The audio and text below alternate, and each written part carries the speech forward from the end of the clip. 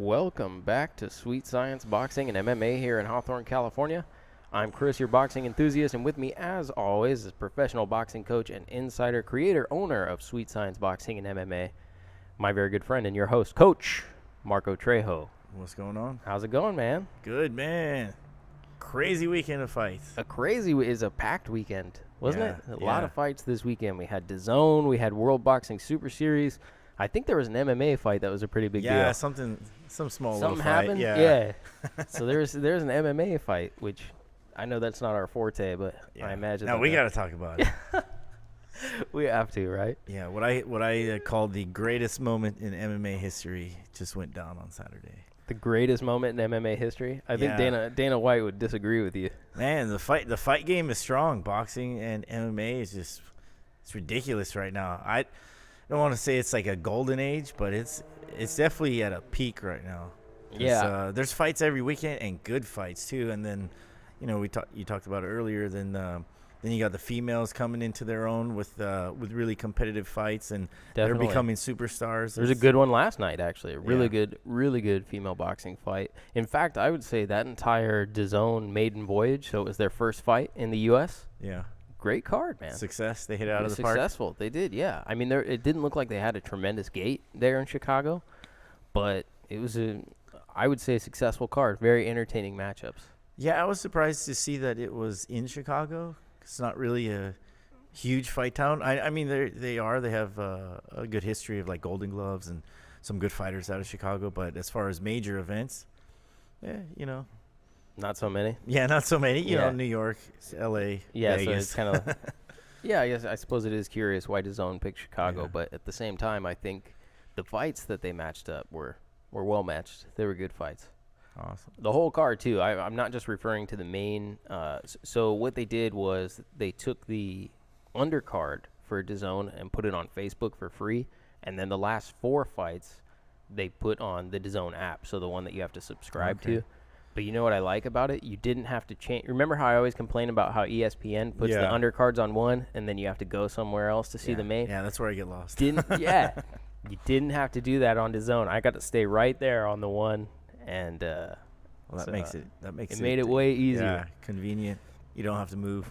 But even that first set of cards, that they put on Facebook, or that set of bouts, I should say, that they put on Facebook, really entertaining. Well-matched cards. Awesome. Well, was that King Solomon? Was his debut? Was that on there? Yeah. What was that on? That was on Facebook? Or what? So it was on Facebook. It was actually the first fight on the card yesterday. So King Solomon was fighting Matt Cameron. And Matt Cameron is a 34-year-old professional who came into the bout with a record of 2-1-1. And King Solomon was a number 1 ranked heavyweight as an amateur, making his pro debut. So this is his first fight as a professional.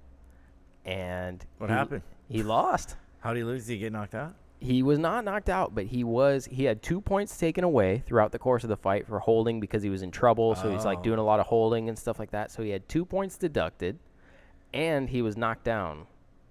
I think knocked down twice in that fight. I saw him get dropped. Yeah, he got dropped at least once, maybe twice. So Matt Cameron walked away with the decision. It's only a 4-round fight, so 4 points deducted. What are you gonna do, right? There's no way to come back from that except for a knockout. Well, welcome to the pros.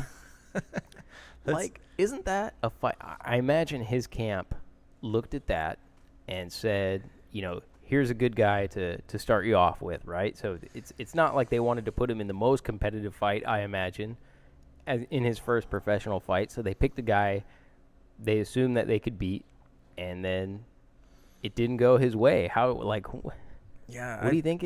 What is the difference between amateur and professional? Was it the glove size? Was it the absence of at the headgear? What is it that you think he wasn't ready for? There was something he wasn't ready for. Yeah, the last 2 years, the top amateurs in the world haven't been using headgear when facing each other in tournaments. So I don't think it was the headgear. A lot of it, I think, probably was the atmosphere. And then the experience. Even though, 4 fights doesn't seem like a lot, it can be a lot more than somebody who's having a debut.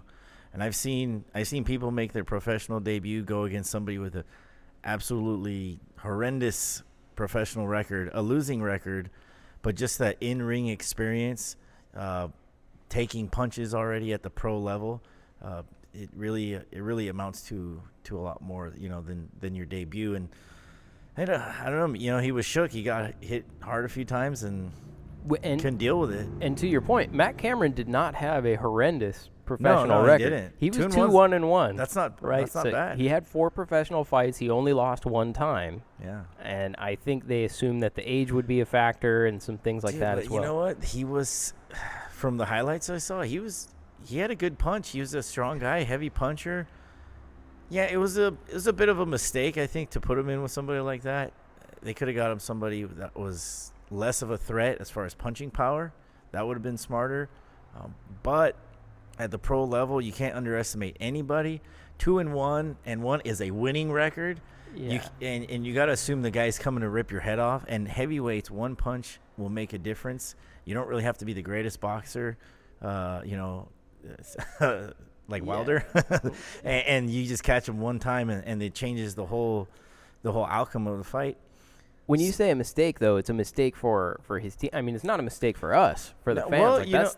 That was a good fight. If a promoter has him signed, if a manager is watching his back, and if a matchmaker is doing things in the interest of the promoter and the fighter, then it's all 3 of their mistakes right there.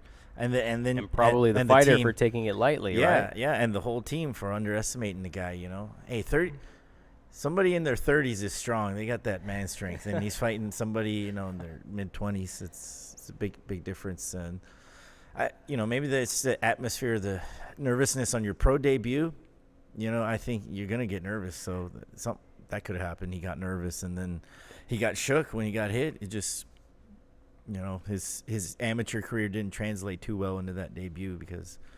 It's totally different. It's not points. It's just the guy's trying to kill you. He doesn't have to be a great boxer. He just got to hit you once. It's funny, like as great a card as it is, and the main event was a very competitive event. All of the main cards that were on DAZN were very competitive. That was kind of the story of the night. Everyone heard of that. Yeah. And there were people who didn't know what happened in the Jesse Vargas fight, but they know that Sullivan lost his pro debut because it was all over Facebook. It was all over everything. Yeah, well, that's a bad start to what could be a promising career, but he's they ought to call Tyson Fury's matchmakers because he knows how to pick them for for warm-ups or for tune-up fights. He knows how to pick them. So yeah, well, in terms of heavyweights, also Thomas Adamek was on that card.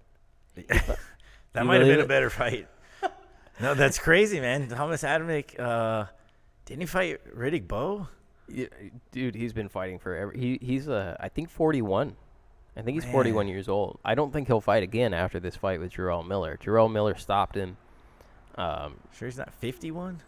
I don't think he's 51. Seems like he's been around for a long time. I think he's 41, but they made a comment that something like he told his wife if he lost this fight he would retire. So we might not see him again. So she was like, "You're retiring then." Good. Probably something like that. Well, I mean, Thomas Adamek, he's got a good resume. He's got some big names on there, Hall of Fame heavyweights. So I guess that's a good test for Miller, right? Yeah, Miller wants obviously Anthony Joshua, but so does everybody else in the free world. Every other heavyweight wants Anthony Joshua as well. He's the payday, right? So yeah. So he's holding the lotto ticket. Exactly. So Miller wants some of that. Deontay Wilder wants some of that. Tyson Fury wants some of that. So we'll just have to see where it goes. Dillian White. Shit, I'll get in there. You'll get in there? For millions of dollars. I don't know. If one of them pro heavyweights hits me, I'll die, I'm sure. Yeah, at heavyweight, that's tough. Yeah. Although I will say, if that one chump can do it, then for sure you can. Who's that guy who went and got beat up by Deontay Wilder? I almost don't even want to bring him up because he's such a joke. Oh yeah, Charlie Zelenoff. Yeah. He's a legend, dude. A legend. Don't ever say that. You can go down a Charlie Zelenoff rabbit hole on YouTube. He's got so many videos of, including getting his ass kicked by Deontay Wilder. Yeah. But I think he's proven that he's mentally unstable. Okay. But he got YouTube famous off going to like gym, 24-hour fitness, going to gyms, 24-hour fitness, LA Fitness. Giving people boxing gloves and say, "Hey, let's practice." And what are we gonna do? Oh, we're gonna practice. Like and maybe then some he light beat the sparring. hell out of some unsuspecting Yeah. weekend warrior. Well, the person's like barely putting the gloves on, and he's already throwing punches, and so that guy should be in jail. Did he call you once to come here? Yeah, he did. And I wish I would have said, yeah, come on by, but that would have been bad too. I mean, who knows? He might have got a lucky shot on somebody. He So does throw hold on. Well, hard what is punches. that? Is he wanted some sparring or Yeah. like what did he want? Dude, when he called me, he goes, "Yeah, this is Charlie Z." I'm like, "Oh, okay." I don't know who it was. You didn't know who he was? No, I was like, "Oh, hey, what's up, Charlie? How can I help you?" And he's like, "Yeah, man. Well, I'm the street fighting world champion, man." He's like, "I'm 132 and oh." I'm like, "What? Oh, that sounds great. So, what, you looking for some sparring or something?" He's like, "Yeah, man. Who you got over there?" I mean, Who you got over there? yeah. I was like, "Well, we could do some sparring or something." Who you got over there? And he was saying, Sweet science. yeah, and I was like, wait, but we don't. I was like, but we don't train street fighters. He's like, I was like, we only train boxers. And he's like, I don't do boxing. He's like, I don't do that fake shit. He's like, I do real fighting. And I was like, that's when I was like, oh, this guy's crazy. Yeah, well, did you see he tried to do one professional boxing contest? Oh, no way. Yeah, you can find it on YouTube. He tried to do a professional What boxing happened? contest. He kept spitting his mouthpiece out. He couldn't make it through, right? It's just Oh. like anybody who doesn't train and go. You go in there and Yeah. you're one round in and that's it. You're gassed. Yeah. If you didn't train for it, you can't do it. You know what I mean? Yeah, well, F that guy. So I don't know how he. Yeah, I don't want to get- promote his stuff let's because get I think off- it's let's get ridiculous. off. We're gonna get off Charlie's all now. Back in the DAZN. But that was my favorite Deontay Wilder fight of all Okay. time. No, I'm just kidding.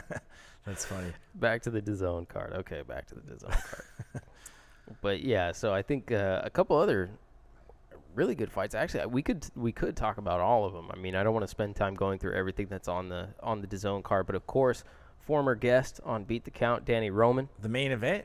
Well, no, he was Wasn't it the main event? No, he was the first what you would consider the televised, the first televised one. Serious? Yeah, So, so Jesse there's- Vargas was the main event. Jesse Vargas was the main event. So the first one that went on the televised portion, I'm not sure what else to call it, but the main card that was you needed the DAZN app to watch, that was Danny versus Gavin McDonnell. And Danny pretty much put on a clinic, I think. That's good. That's Pretty awesome. much. I mean, I was watching it, and I'm obviously, full disclosure, Danny was on the show.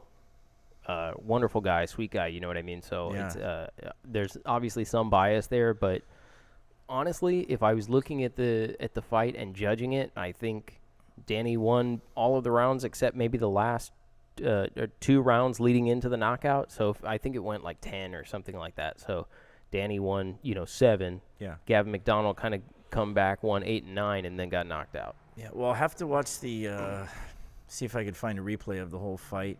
But I remember I was at his gym watching him spar, and I was telling you, he was sparring people that were taller than him. Yeah, Much Ruben, bigger right? than- Ruben, yeah. also a former guest on Yeah, Beat the he was Count, sparring Ruben Torres, people, at least. who's much taller and larger. Yeah. Because that was a 122-pound title. I think Ruben fights at 135. Yeah. 135. So, I mean, when I saw the weigh-in, I saw that McDonnell guy was a lot taller than Danny. So I was like, man, that could be an issue. And the guy looked, solid, looked well built. But looks like the sparring and the training with Ruben and the rest of the guys helped out. Well, I don't think the height really became a problem for Danny. I think it's interesting that the DAZN commentators, one of the first things they said right at the start of the show was Danny Roman has a PhD in fighting taller fighters. It's what he does, right? And he came in, and the height really didn't seem to be an issue. There was also, they were using a 22-foot ring, which is a pretty large ring. Like, I can't even remember for the small last. guys like that. Well, I mean, in general, I think normally it's 18, right? And then No, you'll get like 22. 20. 22, it goes 20, between 22. 18 and 22. 18 is actually pretty small because Okay. in amateurs you have to have a minimum 20-foot ring, and then in pros, In pros, it can be 18. Yeah. But like that's when Sugar Ray, what was it? When he did Marvin Hagler, they negotiated the 20-foot ring. That was the big deal, right? Because it wasn't an 18-foot ring. Oh, So well, Sugar Ray got the extra 2 feet on Marvin, right? So even that wasn't a 22-foot ring, and that was like a big deal. So like, well, 22 foot's pretty big for these guys. So Yeah. plenty of room for them to move around, right? plenty of room for them to move around. So you would have thought that Gavin McDonnell really would have tried to stay on the outside, work that jab, use the height, but the height just didn't give him the advantages that he needed. I think Danny was getting inside, landing uppercuts. He did good body work, a lot of good body work from Danny. And ultimately it just led to a stoppage. And also, the other thing I was impressed with is just how calm he is. Just supremely calm. Danny throughout is the fight? Throughout the fight. Whether he's trying to deal with some adversity, taking some shots, whatever the case is, he was just incredibly calm. So it was a great fight for Danny. I think it was great for his brand. Obviously, afterwards, he called out all the 122-pound champions and kind of said, hey, I'm here. I want to unify these belts. Which Isaac Dogbe did the same thing when he won his last fight. He called out Danny Roman, the other 122-pound champions. But something that I wonder is since then, Isaac Dogbe has signed a deal with Top Rank, and Top Rank has the deal exclusively with ESPN. So I also wonder how easy it would be to make that match now that Danny has the deal, co-promoted Thompson and Matchroom Boxing on DAZN. And then Isaac Dogbe has the deal with Top Rank. It kind of makes it seem like it's not a fight that can occur in the near future, which is one of the things that I guess we have to worry about now with all the network. It's kind of like a network war. Well, it just depends on who's at that weight class that they could set up for each guy, instead of each other. So if there's enough to go around, if there's some other good challengers to keep each guy busy, then the promoters are going to keep them busy with their own people or their other fighters that they can control. If not, if they're the only two ones that are really ticket sellers or just main attractions, then they'll bring them together. You think? Yeah, I guess they could make it happen, but I'm not sure that we've seen a deal like that. I mean, we've seen things cross promotional boundaries. Like you look at Lomachenko and Linares. Yeah. That was a Golden Boy and Top Rank, right? Co-promoted bout. So we've seen stuff like that happen, but that was before Top Rank had an exclusive deal with ESPN, and you have other fighters now who have exclusive deals with Matchroom Boxing and DAZN, right? So now it's not just overcoming the promotional boundary, but it's overcoming the network challenge. Like where who's going to air the fight? Which one of these people is going to air the fight? The first 6 rounds on ESPN? Well, because they're not pay-per-views, right? See, like people say, oh, well, HBO and Showtime used to do co-promote fights, but those weren't fights where they had to figure out, is it going to be on Showtime or is it going to be on HBO? Because those were fights that were on pay-per-view. Yeah. Right? So it was just they split some portion of the pay-per-view sales. I'm not sure how they're going to do it now with these ones that aren't pay-per-view level fights. Well, as far as Danny and Isaac, I think they're gonna have to build those guys up a little bit more before they try to unify. Before they try to come to terms with a co-promotion. It's probably not worth it at this point. But like I said, if there's enough challengers to keep both of them busy and then build up their stock, then that's what they're gonna do. That would make more sense. Yeah. I can see that. I think some other action on that card. So Artur Beterbiev versus Kellum Johnson. So these cats are at 175, and this was a really interesting fight for a number of reasons. Each guy went down. They both have power. Both were undefeated. So the thing that I thought was interesting, and the commentators noticed this as well, but I didn't see a lot of people commenting on it afterwards. So something happened in the first round where Johnson went through the top rope. You see guys who kind of get tangled in the top rope, their head's underneath. So his head went between the top and the second rope, and he was sort of outside the ropes. Now the referee saw this and was like, hold it, hold it, hold it, hold it. Kind of repeated this phrase. Now he didn't say stop technically, but it was something like that. Something like hold it, hold it. And so then Beterbiev backed off, and Kellum Johnson swung his head under the top rope, and as he did, and he was bent over there, Beterbiev threw an uppercut, caught him with the uppercut, and he went down, which I felt like should not have been a legal knockdown because the referee had told him to hold it while he was getting out. I considered that a break, right? And I feel like Johnson considered that a break as well, as he was sort of like now taking his time to come underneath. But they ruled it a knockdown, and they counted it, and he was really hurt by it. Oh, wow. In the subsequent round, he came down and floored Beterbiev as well, and Beterbiev was really hurt also. And then finally it was stopped, a few rounds later off of another knockdown. So it was a high-action fight. I just think that first knockdown was a little bit suspect, and it also changes the dynamic of the fight, because now you have one guy who's hurt and sort of trying to recover from that. Yeah, and you don't know what would have happened if the the ref's calling a stop to the action and the guys get back to the center of the ring or whatever. But I mean, you don't know what could have happened. Johnson could have KO'd him right after. Yeah, you don't know, right? Yeah, it kind of changes the entire dynamic of the fight, and he was an undefeated fighter as well. I think he's 17-0. You know that's the one thing with boxing is you can have fighters that don't hear the commands of the referee and keep fighting or punching after the bell or punching on the break, and they get points taken away, or it just looks bad on them.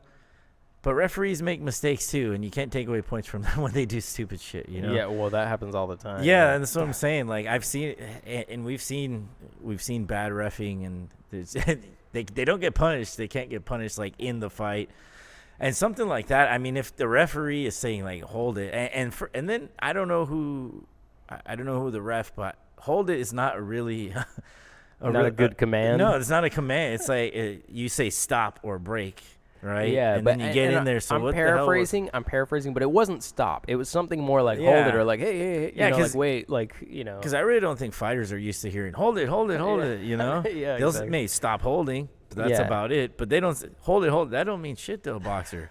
If you get in there, you say stop or break. You get in there quick. You gotta give him a clear command. Yeah, that's not cool, man. That ref gotta brush up on his commands. Brush up on the commands. Yeah. So yeah, I could see that. That's fair. I didn't really think of it that way. I watched it and was like, I'm pretty sure that was a break right there. I'm pretty sure he just hammered him on a break right there. Yeah. But yeah, I agree. It wasn't a clear command. It wasn't like a stop or a break or something like that. No, because I mean, of the countless fights that I've cornered and seen and been to, I've never really heard that. Yeah, exactly. I'm sure every ref has their flavor, but yeah, hold it's probably not one that makes a lot of sense. The best referee in the game right now is... Who do you think it is? Kenny Bayless? No, it's that guy... Not Kenny Bayless? Not Kenny Bayless. He's the... Dude, Tony Weeks? No, Tony's awesome too, but no, he's a new guy. A new guy? He's always like... He's got that crazy smile, and then his eyes are popping out of his head. Did he do the? I can't picture him. Did he do the Triple G Canelo? I don't remember. What's his name? If anybody's watching, it's the name of that. He makes the craziest faces. Oh, the bald dude. Yeah. Oh no. He did. Oh man. He just did Sean Porter. He just did Sean Porter and Danny Garcia. Right? And Danny Garcia. And there's this clip on YouTube of him. Best ref in the game. Oh my god. It's like, look how much this ref loves his job, or something like that. It's like he's got the best seat in the house. It's like right at the end, and he's like getting ready to jump in for the break, and Sean Porter and Danny Garcia are really exchanging some heat, and he's like making all these faces, like ooh. Yeah, I swear to God, that makes guy me laugh. That guy, he's the best. That guy became a referee just to get the best seat in the house. Well, it works. Yeah. And he's actually pretty good because the fights that I've seen him ref, he doesn't you forget that he's there.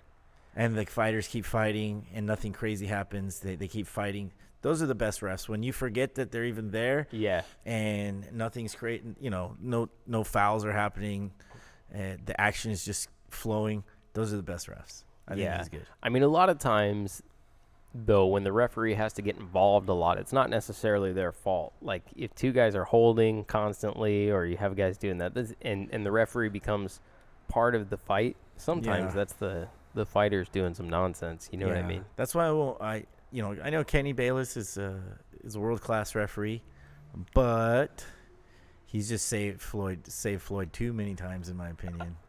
So, oh man, I mean, he's a good ref. It's got to be hard to be a referee. Saved Floyd. Yeah. When did he save Floyd?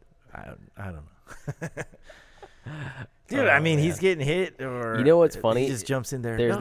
There's this clip of Floyd Mayweather where Conor McGregor lands an uppercut, and everybody was like, "Oh, Floyd is hurt," and Conor goes after him, and the referee calls a break and warns Conor for a low blow, right? And everybody was like, "Oh, the ref jumped in there and saved him. Floyd was really hurt." All this different stuff.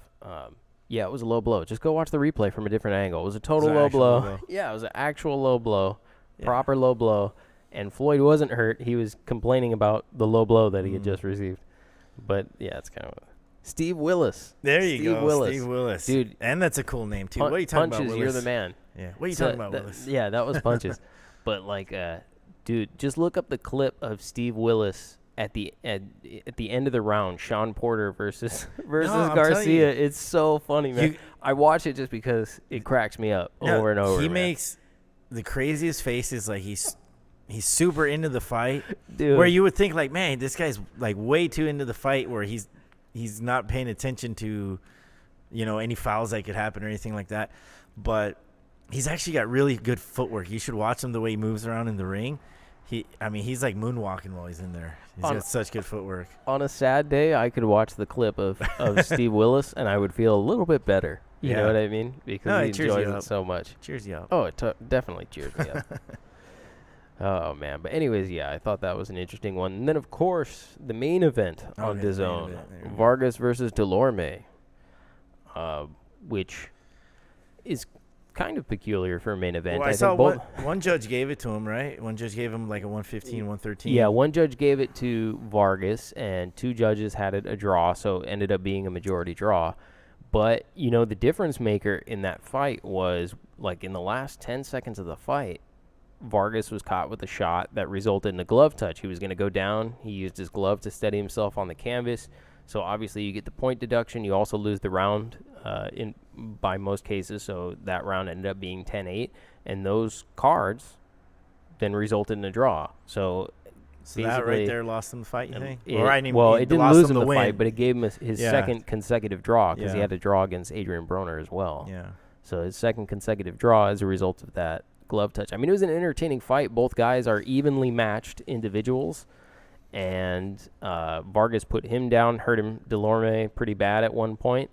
And Delorme caught him with the shot at the very last bell and glove touch. And next thing you know, it's a draw. I think it was worthy of a draw.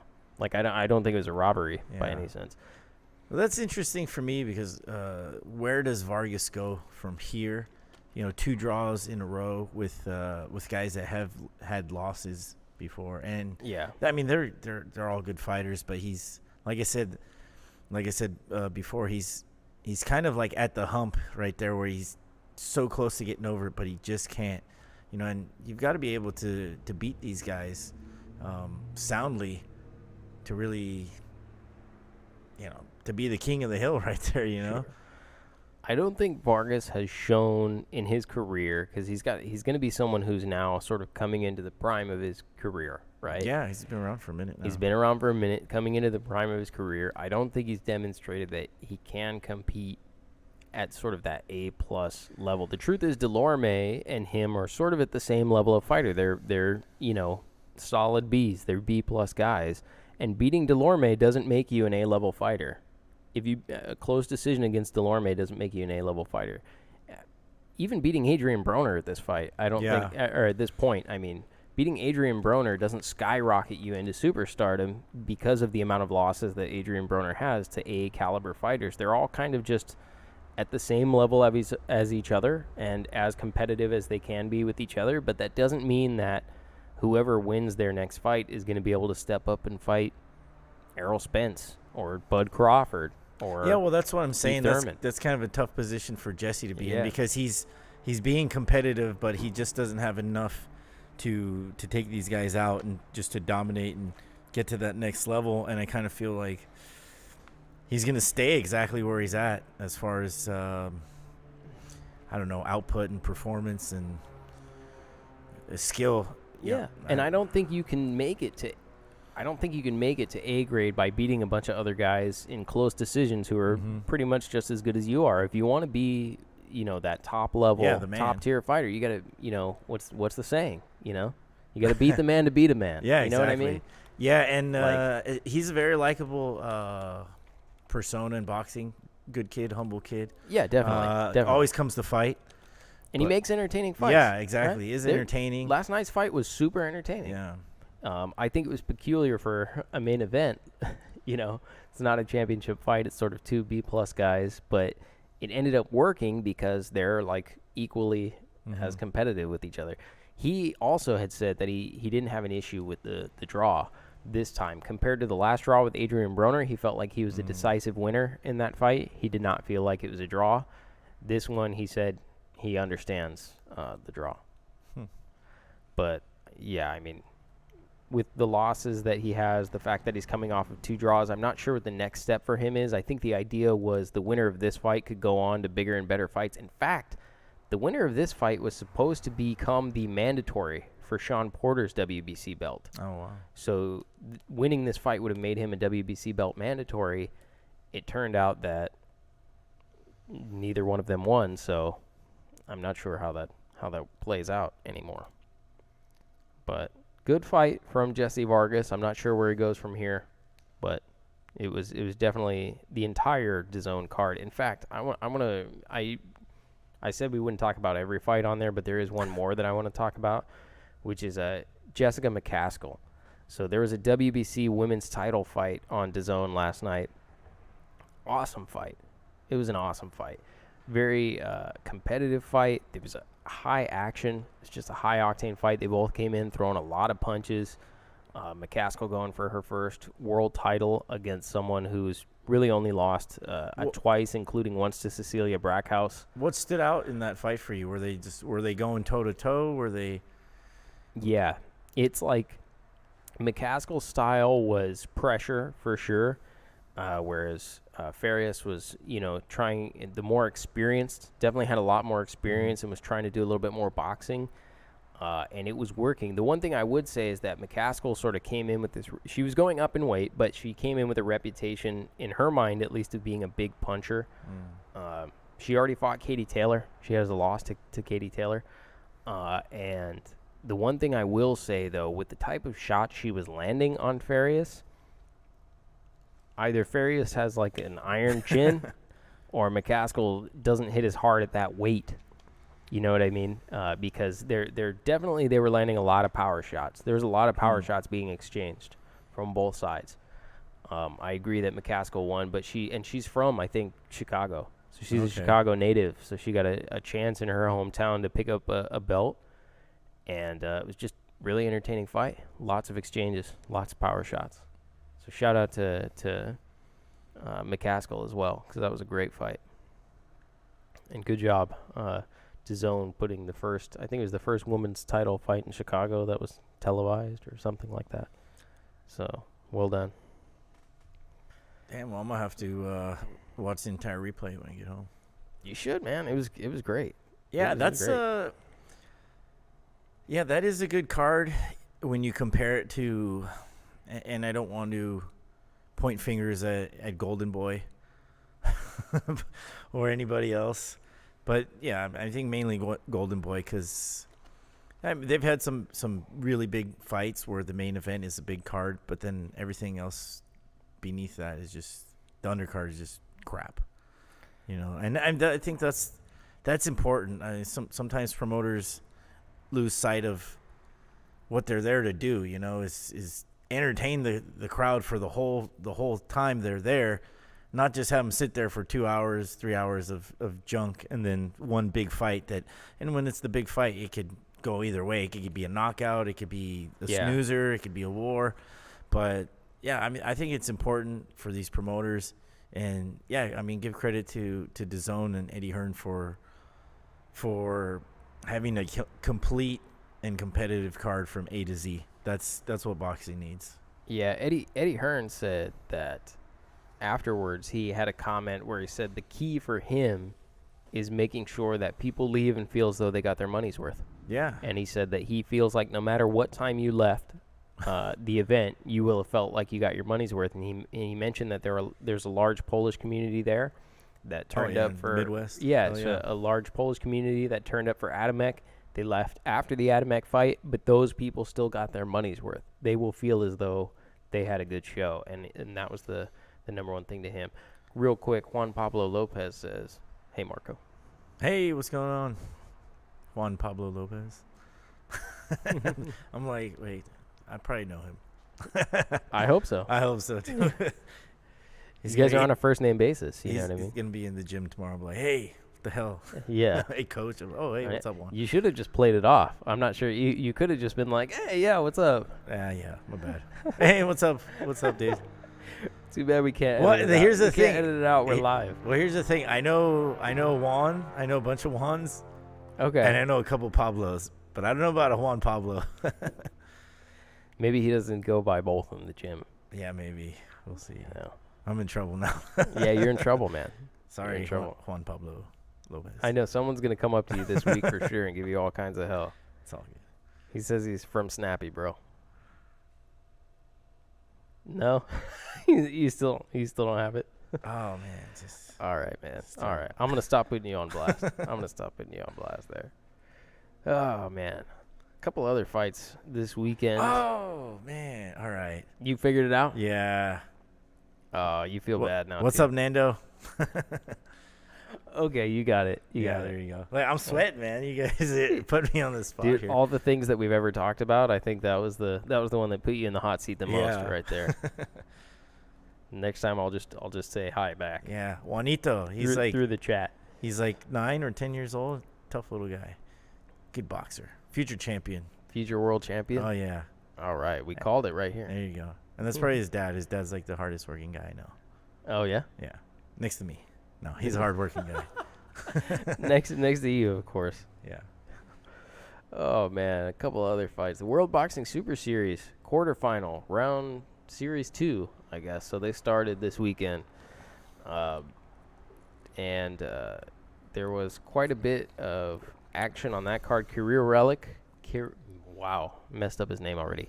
Kirill Relic won a unanimous decision over Troyanovsky, I think is how you say his name. Troyanovsky. In the quarterfinal, all three scorecards were 115, 113. It's the right score. It's not a debated score. It was a close fight, but he won, and that puts him in the semifinal against the winner of the Regis Prograis fight, I think. So Regis Prograis is part of the World Boxing Super Series. He has a fight coming up against Terry Flanagan. So whoever wins that one will face the winner of that.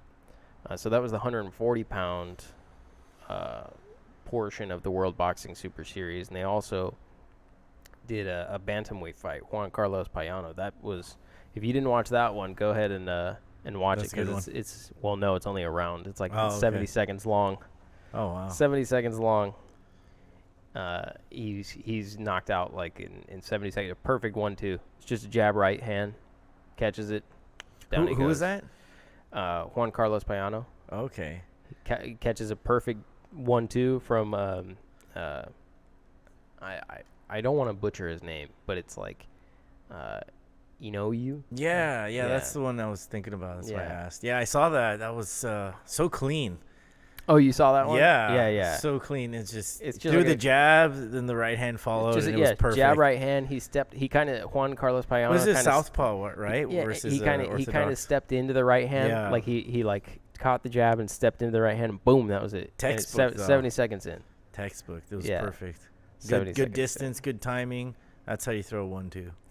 Yeah, so yep, that was the other set about, and you can also watch that on DAZN app. I think if you have DAZN, you can. So now we have visibility to the World Boxing Super Series, not just pirating YouTube and Facebook channels for World Boxing Super Series. Yeah. Yeah. So that was it. Wait, so that was a 140? You said? No. The other bout with Kirill Relic was the quarterfinal at 140. Yeah, that's the one going to Regis Prograis. Those dudes are bantamweights. Okay. Yeah. Yeah, well, the 140. There's some big names missing out of that, then, huh? Yeah. Yeah. I mean, there are, and I think they're also doing a cruiser. Remember, we talked about them doing cruiserweight again, but this without what's. You know what I heard is Alexander Usyk. I saw an interview with Sean Porter where he talked about beating Usyk as an amateur. Yeah, they fought at they fought at 165. And it's a really elaborate. It was an interesting interview though. He explains how at the time it was point driven, and that all you needed to do was end up with the most points. It wasn't round by round scoring, And so he said he lost the first round, he lost the second round, he lost the third round, and then he made up enough points in the fourth round. They were doing 4 2-minute rounds, he said at the time. Wow. He said he made up enough points in the fourth round to win a decision by 2 points over Usyk at 165 back in the day. That's annoying. Yeah, they asked him if he would fight him again, and he said, "Hell no." Yeah, he's a big man. Massive, dude. Compared to Porter. I mean, he's not just big; he's like supremely skilled as well. Yeah. But I thought that was interesting. He was rattling off all the people he beat in the amateurs. He like beat a bunch of people. Danny Jacobs. Yeah. He Well, beat, yeah, if you follow the amateurs or you follow boxing, especially these guys' careers, as soon as they go pro, they got that extra day. You can cut a lot of weight in 24 hours.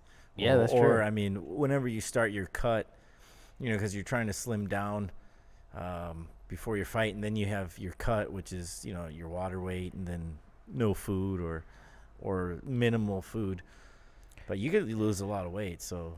Yeah, it's funny that you mentioned that. I was pulling up this article because I saw that, the WBC had their convention. Oh, yeah. This past week or whatever, in Kiev, Ukraine, they had their convention. So they announced some rule changes for the WBC, and one of them was related to weigh-ins. So they're introducing, I think, right now they do a 30-day and a 7-day weigh-in as well as the official weigh-in the day before. And they're introducing a 14-day weigh-in and a weight limit on the day of the fight. So now, in order to qualify to compete for WBC brass, you have to, I think, be within 10% of your body weight within 30 days. And then it's like something like within 14 days, you have to be within, I think it's 7% of the weight the day of the fight. And then the other main difference is the day of the fight, you cannot weigh in at greater than 10% of what your contracted weight is. So if you're contracted at 154, you can't weigh in at greater than 10% of 154. How do you feel about that? Well, they're not the first one to actually do that. I actually think that I think the IBF has a day of weight limit as well, which is why Danny Jacobs, when he fought Triple G the first time, there was a one of the belts that he wasn't contesting for. So I don't think they're the first one to do that. I think that the intention is to stop problems and stuff like that with dehydration. Yeah. Or fighters cutting too much weight, to avoid some of the things like we saw with Jose Ramirez and severe dehydration, people having to be hospitalized and whatnot. But that was one of the rule changes that came out of the convention. You seem to have an opinion on it, though. Well, I think if it's in the benefit of the fighters as far as preventing like health risk or injury, then I'm all for it. If a guy's able to work hard enough and to get down in weight, then I don't think he should be penalized after he makes weight and be limited to only gain certain amount of weight. Once you make the weight, you're done. And then you could go eat whatever you want, rehydrate, and you'll be fine. I see where there's huge advantages when you come in both you guys weighed at 154, and then both of you come in the next day. One guy's 170, the other guy's like 160. Yeah. That I see the difference there, and I think people take advantage of that. But if you can make the weight, then it shouldn't matter. But reading the article there, it says how 5% or 10% water loss in making weight is a huge difference as far as the performance of the fighters. Yeah. So in that case, I can see where it's important to kind of regulate how much weight these guys lose and how much weight they gain back, so that the dehydration plays a big part into like brain injury. So that's important. But I can see where that'll definitely keep some guys out of certain weight divisions, I think. Yeah, I think that, in fact, we brought this up last week when we were talking about Julio Cesar Chavez Jr. And I was like, he's a guy who would weigh in at 160 and then weigh 185 the day of the fight, and just be putting it on these guys who still weighed 160. Mm-hmm. You know what I mean? And I do think that it's a competitive advantage. I wouldn't call it's not necessarily unfair, but it's a tremendous advantage. You know what I mean? It's a huge size advantage getting the 20 plus pounds on your opponent because kind of a technicality. You know what I mean? You're supposed to weigh the same. You know? Yeah. The idea is that we weigh the same. That's the whole sort of gist of it. No, What do you think? That's why there's weight classes, so that we come in, we weigh the same. It's not, you're not supposed to win because you're 20 pounds heavier and just absorb shots from guys who are 20 pounds your junior. Yeah, you know what I mean? I think it can be unfair and a huge advantage if you've got 10 pounds on somebody, your punch is gonna make it's gonna hurt a lot more. Yeah, and I think it's really in the spirit of the sport, meaning the intention was never to be, one guy out of competition where one person, if you agree to fight at 154, the intention is that you guys weigh in or around 154. Yeah. As an example. That's that's what's assumed. Yeah, but I know that some people, their bodies are just so different where some people put on the weight really fast and some people don't, even if they eat a lot right after or they drink a lot of water. I've seen it. So that's definitely going to affect some fighters. The thing is that when you work towards the weigh-in and you finally make the weight, it's like, it's done. We made the weight. Now we can forget about that and just focus on the fight. And psychology plays a lot into boxing and to preparing for the fight. I could see where that could be an issue where somebody makes the weight and then afterwards they're like, damn, I still got to watch my weight, And I could see it bothering some fighters. Sure. Playing into throwing them off their mental game a little bit. But yeah, if in a perfect world which you don't live in, equal weights would be exactly what we want. Yeah, it's kind of what the point is. Yeah. That's why we have the weight divisions, is so you can divide up the weight properly. However, back in the day, there was not so many weight divisions, though. Yeah, that's true. That's very true. Yeah. So. But I think, and the purpose of creating more is to hopefully make more competitive fights, though, right?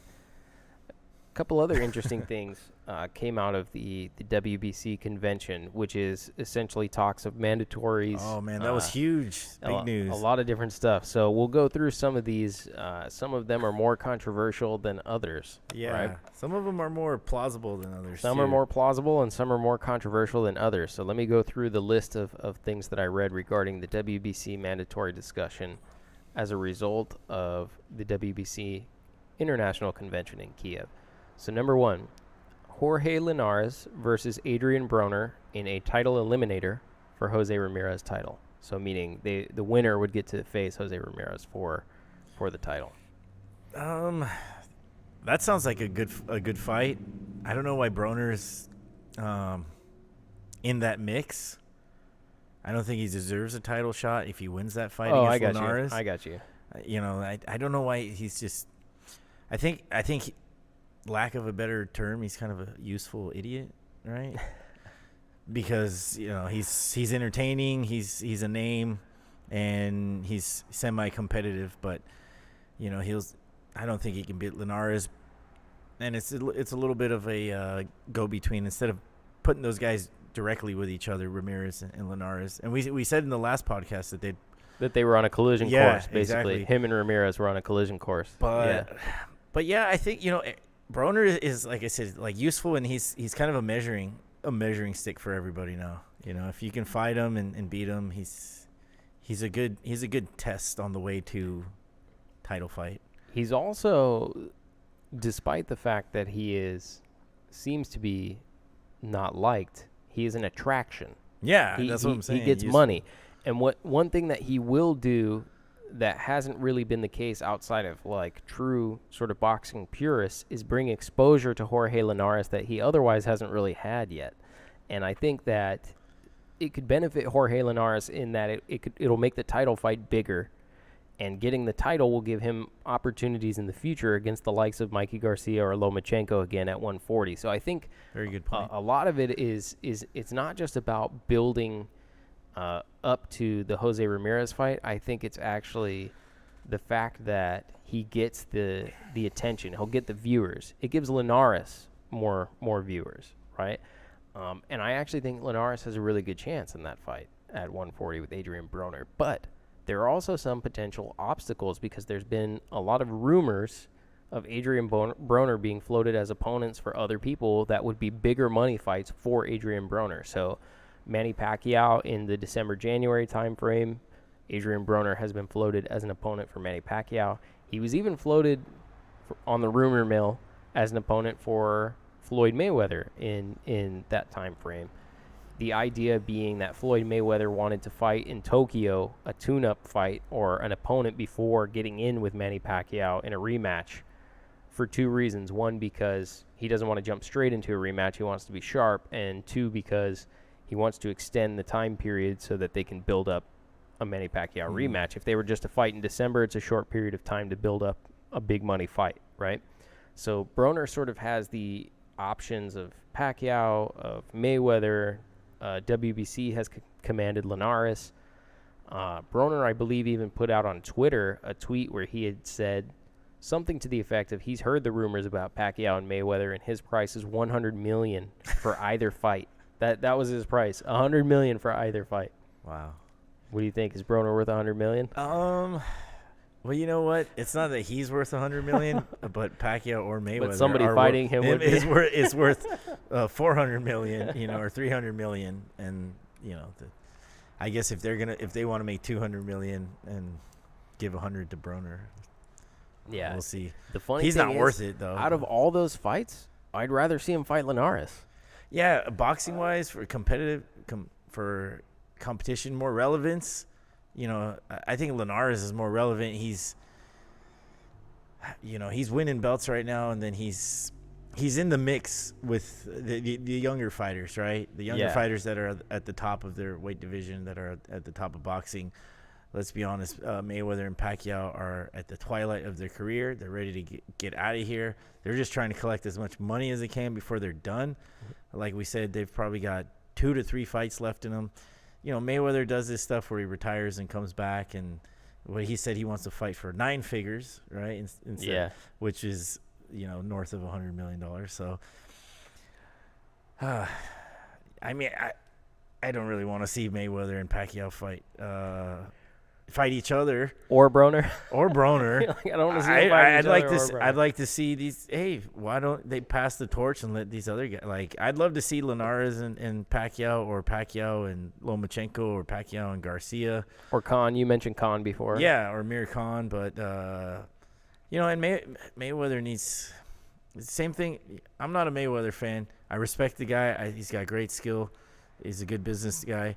But again, he's the king of cherry picking. So, I mean, this is bullshit. I mean, let me fight Adrian Broner, tune-up fight, beat him up easy. A guy that's lost 2 or 3 in a row, or he hasn't won one in a while. He had a draw with Jesse Vargas. Yeah, that's not a win. So no, it's not. It's not a win. So he hasn't had a good victory in a while. Mayweather's also coming off of a multi-year layoff, though. I mean, he hasn't fought a real boxer in 3 years, 4 years, or something like that. Yeah, well, I mean, who did he fight in his retirement fight? He fought Andre Berto. Andre Berto. Andre Berto who's probably a bigger threat than Adrian Broner is right now. Yeah, and Berto wasn't even at the top because, I mean, he had trouble with Devin Alexander. He did. Who else did he fight? Robert Guerrero. He had trouble with Robert Guerrero. Yeah, so, I mean, this is not, Mayweather's just really good at hyping himself up and making a lot of money, but I don't want to see it. It'll be boring. It'll be easy fight for Mayweather.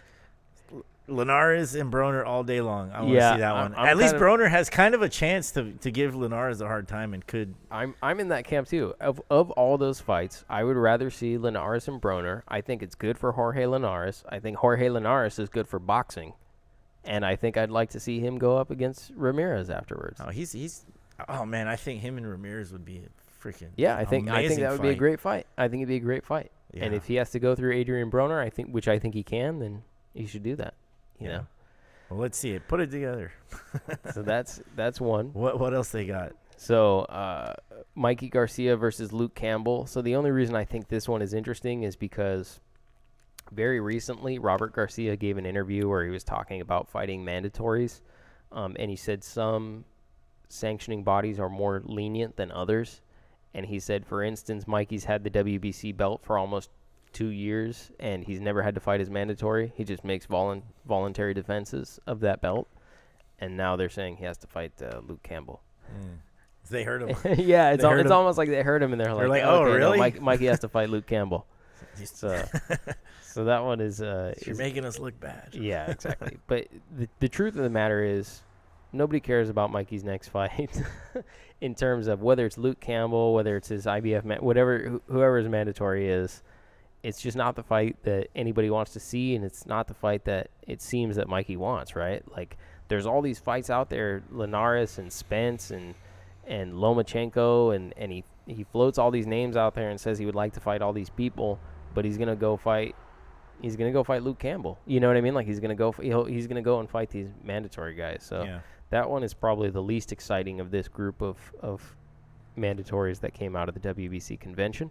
We saw him on Saturday at Grandpa's. There was a boxing show at Grandpa's on Oh, Saturday. he was there? Yeah, he was there. Cool. He looked in good shape. Yeah, I believe it. Solid. I believe it. So the next one, Santa Cruz versus Gary Russell Jr. Awesome fight. Have they have fought before, right? I think that They've never fought, right? No, I think that this one is interesting because I had already heard that it was floated as one of the undercards for the pay-per-view, Deontay Wilder versus Tyson Fury. At Staples. And I really hope that gets made for Staples. Yeah, there was like a proposed undercard, a leaked undercard that came out for that. And that was one of the fights, Santa Cruz versus Gary Russell Jr., and the other was Tank Davis versus Abner Mares. And I think that both those fights would be fantastic fights. Absolutely. And they would both be, they're like, those are undercards I want to see. You know what I mean? And I hope that those get made. So this one is actually kind of exciting. Well, Tank's been kind of on the shelf for a minute, and then I just saw something where Eddie Hearn was making him an offer to fight. On DAZN? Yeah, and supposedly he talked with Mayweather, and Mayweather declined any type of co-promotion or partnership for Gervonta Davis. Yeah, no action with Gary Russell before. So this will be their first meeting. But I think it would be a super interesting fight.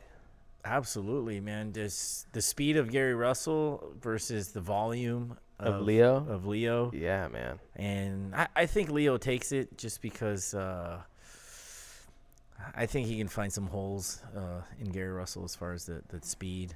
And a lot of times Gary's throwing flashy punches. Not all of them connect. Leo's tough. He can walk him down. It's fun, you know. We'll see. When Nancy Rodriguez was here, we actually talked about Leo Santa Cruz, or Gary Russell Jr., because he was getting ready for the Jojo Diaz fight, and I had mentioned it's hard because you see him so. He takes such a long break or a hiatus in between each one. You don't know if you're going to see the same Gary Russell Jr. that you saw last time, and it makes it difficult to predict when a guy takes a year off every time he has a fight. You know what I mean? I don't think the Jojo Diaz fight was, that was earlier this year. So I think that if they were able to turn around and make that fight for December, that would be it'd be interesting, man. Yeah. That'd be interesting. Okay, and then the most controversial of the bunch, of course, is the WBC ordering Charlo versus Triple G as a title eliminator for the mandatory spot for the WBC middleweight title that is now owned by Saul Canelo Alvarez. And this is, of course, a position that Charlo has already had since at least April of this year. But I think even going back before that, he was already the mandatory, and now is being told he has to face Triple G to be the mandatory. This is what I want to know. Why isn't he the mandatory to fight Canelo? And why does Canelo get a... I read somewhere that it's normal for... after you win the title, the WBC will allow you to like a voluntary defense. Yeah, and well, it's not even a defense because he's actually going to super middleweight. Yeah, he's moving up. Yeah, so it's not even really a defense of his title. Why the hell is he moving up? A lot of reasons I can think of. Actually. Yeah, but I think the opponent that he's fighting is why he's moving up. But what do you mean by that? Elaborate. He's gonna be a lot faster, more skilled. Meaning Equal Rocky power. Fielding is not on his level? Yeah, I don't think so. Well, I think one of the main reasons is, he can pick up the super middleweight belt, which adds to his pound-for-pound legacy. Yeah, exactly. It's an easier fight than either Charlo or Triple G. I also think that Rocky Fielding, coming from across the pond, actually brings something different to it than Charlo does, meaning fans will come out in support of Rocky Fielding. And I don't know how much of a draw Charlo will make on pay-per-view. It's sort of a lack of pay-per-view opponents. I think he's more dangerous, right? You think he's more risk? I do. I think he's riskier than Rocky Fielding. So basically you get a belt in another weight division. You add your pound-for-pound legacy. It's a guy who brings something to the table in terms of viewers and fans for pay-per-view that Charlo doesn't bring. Just generally speaking, it's just a safer move, and it turns out being a good move for his legacy and probably for pay-per-view numbers. Well, here's the thing. What if he goes 168, he wins the title at 168, Canelo and Charlo happens, say Charlo wins, I guess Canelo vacates the belt at 160, and then Charlo gets it, and Canelo doesn't have to fight him anymore. Canelo and Charlo happens? Oh, and Charlo beats Canelo? No. Canelo just goes to 168 and stays there. He vacates the belt, right? Oh yeah, eventually he would vacate if he. So then he'll never fight Charlo. The other thing that I think is interesting is at super middleweight. That's where Callum Smith just picked up the other belt as part of the World Boxing Super Series. Canelo, of course, has a victory over Liam Smith. It's his brother, right? Yeah, over his brother, Liam Smith. And it's not, in my mind, it's not inconceivable that he could then go and unify in a fight with Callum Smith. That would be something that you could sell on DAZN in the UK. Again, like you look at it and you're like, Canelo has no home anymore. There's no HBO. Yeah. Right? There's no HBO. So Canelo's going to be on the lookout for big money pay-per-view type fights. And but can you imagine Canelo at 168 versus David Benavidez or Zurdo Ramirez or anybody else that's got a belt at 168? I think he could beat those guys. I think those would be great fights. The problem if you're Canelo is that nobody's going to pay to see them. Really? No. I mean, we would, right? Like you and I would pay to see David Benavidez fight Canelo. Hell yeah. The people who are watching the show, I'm sure, would pay to see David Benavidez fight Canelo. But it's not going to sell 1.5 million pay-per-views the way that Triple G did because nobody knows outside of us who David Benavidez is. That's the great thing about Callum Smith or Rocky Fielding is that because because Callum Smith is an English national and he comes from the Smith lineage and everybody knows who he is, when you go on pay-per-view, you have a whole different audience who's going to pay for it besides the fans that you're bringing. So Canelo brings all the sort of Mexican-American fans who will purchase the pay-per-view. And someone like Callum Smith, who just won the World Boxing Super Series, is going to bring a bunch of people from the UK. That could be on Matchroom with DAZN and be this big event, right? So, like, it's one of those things where the problem right now with Charlo, with Benavidez, with a number of these guys, they're really just not a big enough draw right now to fight with Canelo. You need to have people who are going to bring fans. They're not bringing a whole country with them. Yeah, well, or you're bringing the same fan base that Canelo's already bringing to the table. Yeah, right? That makes a lot of sense. Like if you're Benavidez, you guys are bringing the same sets of fans. Yeah. You know what I mean? Like you want somebody who's going to bring other people. So like Rocky Fielding will bring different people who aren't followers of Canelo. Callum Smith will bring people who aren't followers of Canelo. So I think that Triple G obviously is a hard fight for Canelo. He's fought him 2 times. Both have been difficult. You can now sort of go up, expose yourself to a different fan base, pick up a belt in a different division, and you have competitors who will bring something to the table that are not Triple G, you know? Yeah. So I think it actually makes sense. No, you're 100% right, and I think these are the conversations that the promoters are having with themselves, and saying who should we fight next? Well, who brings in the most people, and what's it worth, and what does it accomplish at the very end? Yeah, so that's a good point. I also think though that from the perspective of if you're Charlo, it's garbage, right? Like you look at it and you're initially, like, hey, that's what I said. I've been the mandatory forever, right? I've been the mandatory for the belt. I didn't get to fight Triple G because he wanted to fight this guy and then this guy and then this guy. And now he doesn't have the belt, and you're telling me I have to fight him. However, a fight with Triple G is, I want to say, almost just as good as fighting Canelo. No, yeah. Because that's still huge. It's huge. Because if you're Charlo, that's still a chance of a lifetime right there if you can beat Triple G. And then if you, not to say Triple G is going to lose, but if you can beat him with a statement, I mean, in just amazing fashion, a KO or just dominate and show how much better you are. And imagine if Charlo beats Triple G and it makes it look easy, then he's going to say, "What's up, Canelo?" Yeah. Well, that's the thing. At that point, a Charlo fight will be worth it, right? The moment he steps in and is able to do something phenomenal like knock out Triple G, everybody will know who he is. Right? And after that, Charlo will be the guy who knocked out Triple G, the thing that Canelo could never do, the boogeyman, right? Yeah. Like, Charlo knocked him out. Everyone will know who he is, and at that point, a pay-per-view fight with Canelo makes sense, right? Yeah. But right now, it doesn't, and I just don't think it makes sense for Benavidez or any of those guys. You have to – Canelo's kind of in a bad position where he has to keep fighting Triple G or a star needs to be born somewhere else. Yeah. The problem is he's not like Mayweather. Mayweather could fight anybody and sell millions of pay-per-views, right? It doesn't matter who he fights. If Mayweather is fighting you or me, we would step in the ring, they would sell millions, right? Canelo has a lot of draw, but it's not that kind of draw. He can't just fight anybody and get millions and millions of buys, you know? So I think it's perfect. Well, you know what else, too? I mean, Canelo's a big draw, but then you see him fighting Triple G, and you've got Mexican fans rooting for Triple G. He has a lot of Mexican fans. Triple G does. Yeah. And actually, there's a lot of kind of backlash for just like pushback against Canelo, and because of the clenbuterol, and so a lot of the Mexican fans are kind of mad at him right now. So yeah, he's not that big of a draw, even though he is a big draw. So.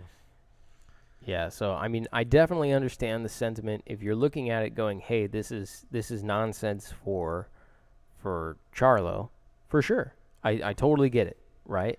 But I also think from a business standpoint, it makes a lot of sense for Canelo. The move makes a lot of sense for Canelo.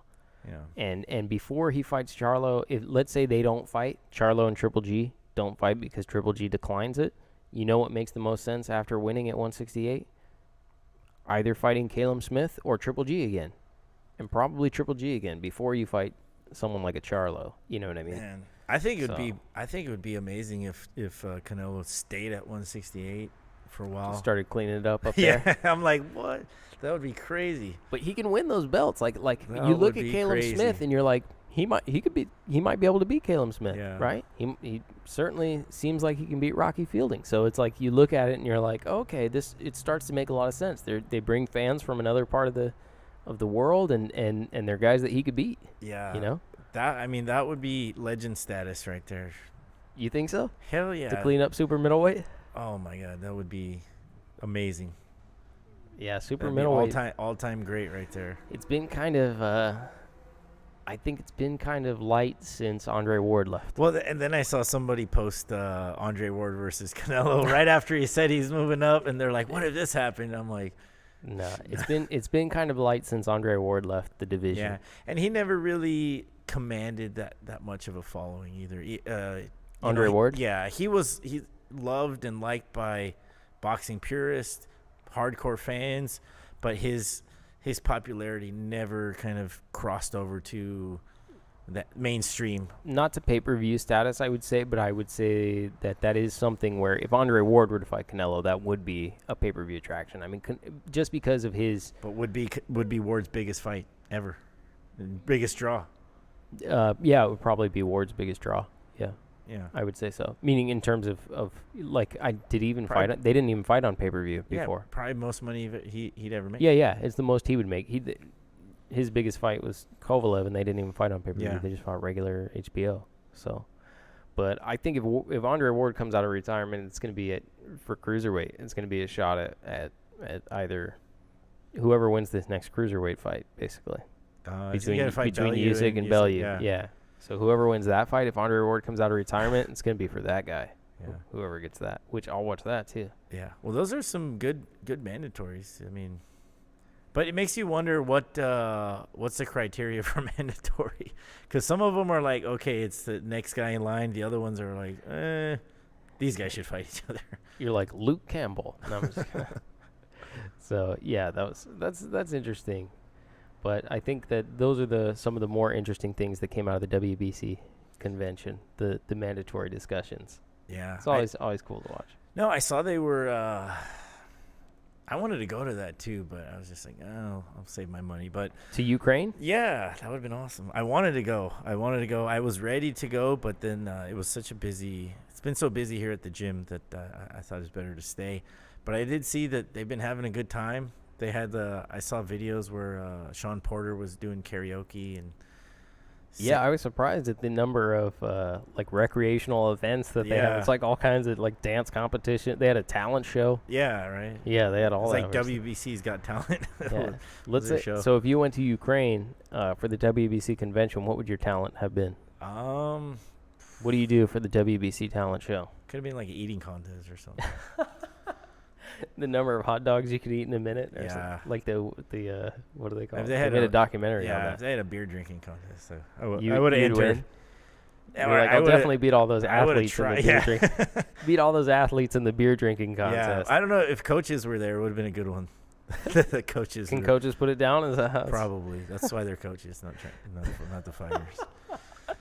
That's the criteria, huh, But, that separates coach from fighter. Who can drink the most beer? Yeah, it does look like a great event. I noticed Sergio Martinez was there. They were interviewing him. I didn't catch the questions, but I'm guessing some of them were like They fight asked Chavez. They asked him about Pacquiao Broner, I think, and he said Pacquiao. And then they asked him about Julio Cesar Chavez Jr., and he said, "Get ready for November 17th." Awesome. That's what he said. I swear, it sounds like it's happening. There's Sounds like good to I me. haven't seen anything official on it, but it definitely they're both playing it up. If it's not. No, and here's the thing: if Bernard Hopkins can fight into his 50s, there's no reason that some of the greats that we've had in the last 20 years or 10 years can't fight into their 40s, early 40s, and do well. So I'm excited to see it. If he beats Julio Cesar Chavez Jr., maybe he should just stay at 168 and fight Canelo. Absolutely, man. I was just gonna say that. Man. Can you imagine? So he comes out of retirement at like 42 years old, beats Julio Cesar Chavez Jr. because Canelo just beat him 2 fights Yeah. ago, and then stays up at 168 to fight Canelo. Well, I think Sergio has such an odd style, and he moves. He gives you good angles. If his legs are good, because his legs were just the last knees, three, right? Yeah, The the knees were last killer. 3 fights were just, and who knows? It could have been giving him problems for a while, but you could really see how it was hampering his performance. But if his legs are under him, he moves as good as anybody. What do you guys think? Prime Sergio versus Canelo now, basically. Prime Sergio versus Canelo now. Let me know. Comment on it. What do you think, Bunches? Prime Sergio versus It's a good Canelo. question. It's a real good question. Maybe we should do a fantasy matchup on that one. At 160, Sergio Martinez versus Canelo Alvarez. Or 154. You could do it at either one, I guess. Oh man, But not a bad question. no, That could be a future fantasy matchup for sure. hard to pick. So that's a good question. Yeah. But I might actually go with Sergio just because he moves so much. Yeah. He has a lot of movement. But he has his movement is kind of his defense, right? Because he keeps his hands extremely low. So the head movement and the sort of staying on his toes is his defense more than anything else. So I think that's one of the reasons why when you saw his legs go, he just deteriorated so quickly, because when you have your hands down against Miguel Cotto and you're not very mobile, Yeah. you just take some hooks and that's it, right? That's all she wrote. So kind of, it's one of the, I think you said something similar about Roy Jones Jr. recently, right? Oh, yeah, 'cause he his never- speed and athleticism is kind of what got him over, and once he started to slow down, Yeah. yeah. He really wasn't. If you look at his career, he really wasn't a boxer. He was just really fast and hit hard, and then He had sort of the ultimate reflexes, man. Yeah. Like, I can't even think of another fighter that had reflexes No. like Roy Jones Jr. in his prime. No, and the thing is too, when you're boxing, you're in a match. If you start getting fatigued, what's the one thing that you hold on to the most? Is good technique. That's true. Is the fundamentals. You know, keeping your hands up, keeping those punches straight, good defense, controlling your distance. When you fatigue, you got to make sure that your fundamentals are sound so that you can make it through. And then as the other guy fades, you know, your superior fundamentals, if you do the basic stuff better, you're going to win the fight. But, you know, with Roy Jones, he's so fast, he didn't have to be a boxer.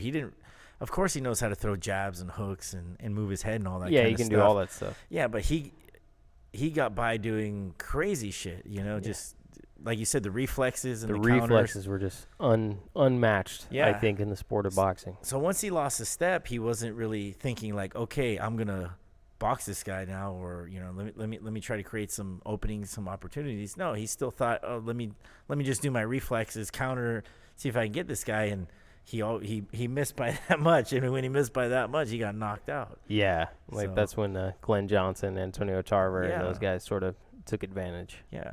Not this, I mean, man, fastest guy, one of the fastest guy I've ever seen, right? Yeah, I think, like I said, in terms of reflexes, I can't think of anyone who had superior reflexes to Roy Jones Jr. Like, and I don't just mean hand speed. Like, you can probably name a lot of people that have excellent hand speed. Oh, yeah. I just mean reflexes. Like, straight up reaction timing is impeccable. Impeccable. You should see, there's a couple clips of him in the amateur days, and just as fast. Yeah, of course. Of course. Just Like- smoking everybody. Everybody. The clips of him just, like, hands behind his back, sticking Yeah. his face out, and then scoring knockout punches off of counters that are coming from behind his back. Like, what is that? You know what I mean? Yeah. How do you learn that? You can't. Yeah, you can't learn that, right? That's what I'm saying. He wasn't a boxer. He was just Roy Jones. He was, and it was enough. Yeah, yeah. He was just Roy Jones, but it was enough Oh, yeah. for sure. So there is one other thing that I wanted to bring up. I'm going to take it all the way back. All the way back. Episode 1 and 2 Oh, crap. of Beat the Count. Do you remember what some of the main topics were of episode 1 and 2 besides Floyd Mayweather? Fury. Yeah, Fury's been a topic on every episode. Canelo, Triple G. One of the main ones. We talked about it for a couple episodes. I don't remember. You don't remember? It's a long time ago now. It was the International Olympic Committee Oh, that's right. IOC. and AIBA. AIBA. Right? They're having at it, huh? IOC and AIBA, and it's been sort of all quiet for a while. Well, they were doing like an in this investigation space. or something, right? Or some kind of Well, AIBA was cleaning doing. house. AIBA had to do an investigation of the 2016 Olympic Games, and it turned out that the IOC was not satisfied with their initial investigation. Also, AIBA had appointed an interim president. So their president stepped down after the 2016 Olympic Games. They appointed an interim president, a man who had actually received sanctions from the United States Treasury on more than one occasion for fraud and things like that. And the International Olympic Committee had said that was not satisfactory. So what came out this past week is that individual is the only nominee to be the actual president of AIBA going forward. So there's nobody else on the ballot. So I believe in November they will vote at their convention, the AIBA convention, for a president. And right now it looks like the interim president will become the president of AIBA. The reason that is a problem is because the International Olympic Committee is not for it and has said that if he is elected president, they may pull boxing from the Olympics as early as 2020. Wow. So there would not be boxing in the 2020 Olympic Games. And they also said they will cease to recognize AIBA as an international governing body for boxing, period. So not just in the Olympics, but generally speaking. So there was some thought that it's been quiet. Perhaps some of this has gone away. The investigation occurred. We hadn't heard a lot. But the International Olympic Committee has made a statement to the contrary, saying that not only is it not quiet, it's at greater risk than it has ever been Oh, wow. as a result of them possibly electing this president. This is the guy right here, Gaffer Rakimov. Gaffer Rakimov. So well, I wonder it's why circled back around. Why doesn't the IOC have an internal organization that handles amateur boxing? Why do they have to give it to an outside party? I don't know if I'm not sure if the IOC actually regulates any sport individually. Meaning, I'm not sure it's like for other sports like taekwondo or fencing that the IOC is the regulatory body. I think they defer to other entities to do that. But the thing that I thought was most interesting is that they're essentially saying that it's more at risk now than it was several months ago in February when we were first bringing up this topic. It seems like a pretty big concern. Yeah, that's huge. But, the IOC has been they've been involved in controversy, and they've been caught with, taking bribes, and a lot of their executives have been caught in just underhanded deals and kind of, I don't know what the word for it, but just screwing with the Olympic scoring in whatever sport. They have so many different sports, but the IOC has had a lot of controversy within their organization. So it's just ironic that they're pushing back against AIBA so hard. However, I think they messed up the IOC when they initially gave AIBA so much control over amateur boxing, or said, hey, you guys are going to be the ones in control. I don't know that they're the ones that said, hey, you guys are going to be in control, but they recognize them as the authority, right? As the authority for amateur boxing. I think that's where the problem was. I mean, as soon as you get in bed with somebody, you gotta put the rules out there right away, So, but there's always been, there's always been really jacked up scoring in boxing in the Olympics. I could live with it as long as it's in the Olympics, As long as it's in the Olympics, and then I'll be happy. However, if it's taken out of the Olympics, I mean, that takes huge historical precedent and tradition out of the sport. But it's something that, there's already world tournaments held every year for boxing that's outside of the Olympics. So yeah.